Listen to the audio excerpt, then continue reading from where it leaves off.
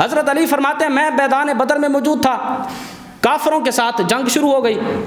فرماتے ہیں لڑتے لڑتے مجھے خیال آیا کہ جا کر حضور کا پتہ تو کر آؤں، کوئی بدبخت کافر ہمارے آقا پر حملہ نہ کر دے۔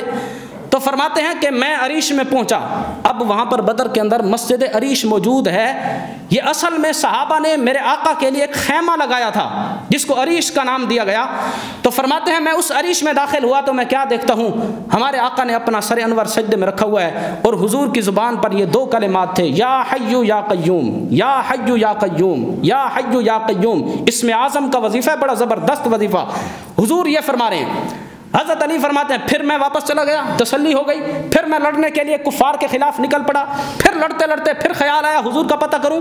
فرماتے ہیں پھر میں خیمے میں داخل ہوا تو کیا دیکھتا ہوں حضور علیہ الصلوۃ والسلام نے ابھی بھی سر انور سجدے کے اندر رکھا ہوا ہے اور حضور کی زبان مبارکہ پر یہی کلمات جاری ہیں، یا حی یا قیوم، یا حی یا قیوم، یا حی یا قیوم۔ فرماتے ہیں تیسری مرتبہ پھر آیا، پھر میں نے دیکھا تو حضور علیہ الصلوۃ والسلام اب بھی سجدے کے اندر انہی کلمات کو بار بار ان کا ورد کر رہے تھے۔ تو حضرت علی فرماتے ہیں جب تیسری مرتبہ میں باہر گیا تو صحابہ نے مجھے خوشخبری سنائی، الحمدللہ اللہ نے مسلمانوں کو فتح عطا فرما دی ہے۔